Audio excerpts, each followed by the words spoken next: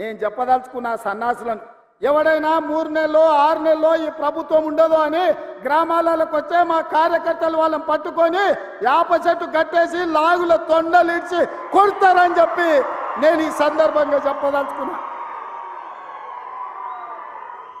ఆ సన్నాసుడు అంటుండు ఎన్నికల కంటే ముందు రేవంత్ రెడ్డి పేరు చెప్తే 3 సీట్లు రాకపోతుండే అని. నేను ఇవాళ ఈ వేదిక మీద నుంచి ఆ సొల్లు వాగుడు వాగే కేటీఆర్కి నేను సవాలు విసురుతున్నా. బిడ్డ, ఇవాళ నేనే ముఖ్యమంత్రి, నేనే పిసిసి ప్రెసిడెంట్ను. రేపు రాబోయే పార్లమెంట్ ఎన్నికల్లో నేను సవాలు విసురుతున్నా.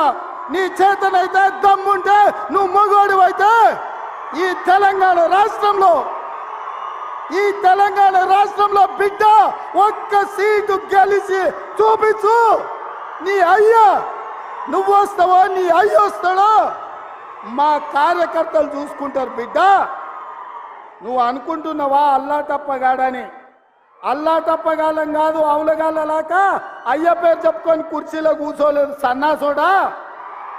కింది నుంచి కార్యకర్తగా కష్టపడి జెండాలు మోసి లాఠీ దెబ్బలు తిని నీ అక్రమ కేసులు ఎదుర్కొని చెర్లపల్లి చెంచల్గూడ జైల్లో మగ్గినా భయపడకుండా లొంగిపోకుండా నిటారుగా నిలబడి నిన్ను, నీ అయ్యను, నీ బావను బొందబెట్టి ఇవాళ కుర్చీలో కూర్చున్నాం.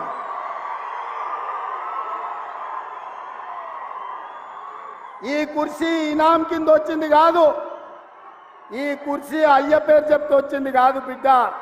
నల్లమల్ల అడవి నుంచి తొక్కుకుంటూ వచ్చి నీలాగటో నెత్తి మీద కాలు పెట్టి తొక్కి ఆ కుర్చీలో కూర్చోబెట్టిండు మా కార్యకర్తలు. ఇవాళ కుర్చీ ఉందంటే అది మా కార్యకర్తల త్యాగం. ఇవాళ కుర్చీ ఉందంటే మా కార్యకర్తల పోరాటం.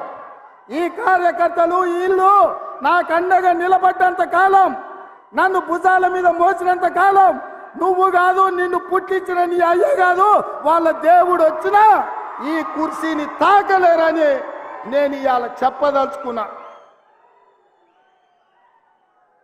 ఇవాళ ఆయన మాట్లాడుతుండు మేము సోషల్ మీడియా ఉంటే మేము గెలిచేటోళ్ళమని. అరే సన్నాసోడా, ఉన్న టీవీలన్నీ సుట్టపొల్లవే కదరా. మాకేమన్నా టీవీ ఉందా? మాకేమన్నా పేపర్ ఉందా? మా అయ్య చూపించుకోవడానికి ఏమన్నా టీవీ ఇచ్చిండా? రాసుకోవడానికి ఏమన్నా పేపర్ ఇచ్చిండా? సొల్లు వాగుడు వాగడానికి మాకేమన్నా మైకులు ఇచ్చిండా? సాయంత్రం పూట సేద రీయడానికి జూబ్లీహిల్స్లో సినిమా వాళ్ళ గెస్ట్ హౌస్లు ఏమన్నా మాకు ఇచ్చిండా? ఏమిచ్చిండా?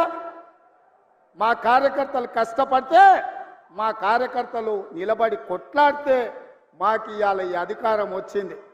ఇవాళ నువ్వు చేసే తప్పుడు పనులు మా కార్యకర్తలు సోషల్ మీడియాలో పెట్టారు. మాకు ఆ ట్యూబ్ అక్కర్లేదు, ఈ ట్యూబ్ అక్కర్లేదు, ఏ ట్యూబ్ అక్కర్లేదు. బిడ్డ, నీ ట్యూబ్ లైట్ వలగొట్టే బాధ్యత మాత్రం మేము తీసుకుంటాం. ఆయన చివరికి దివాలా చెడి యూట్యూబ్ ఛానల్ పెట్టుకుంటామంటుండు. అట్లనే కృష్ణానగర్లో ఏదైనా బ్రోకర్ దందా కూడా పెట్టుకో. అది ఇది 2 కలిస్తే బాగానే నడుస్తుంది నీ వ్యాపారం. ఇప్పటికి కూడా సిగ్గురాలే.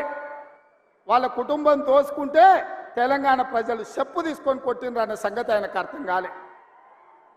10 ఏళ్ళు అడవి పందుల్లాక చెరుకు తోట మీద పడి అడవి పందులు తిన్నట్టు మా వికారాబాద్ పరిధి తాండూరు ప్రాంతంలో పల్లి చేను వేసుకుంటే అడవి పందులు రాత్రిపూట చేను మీద పడితే ఆ పంట కాపాడుకోనికి మా రైతులు కరెంటు తీగలు పెట్టి కాపాడుకుంటారు.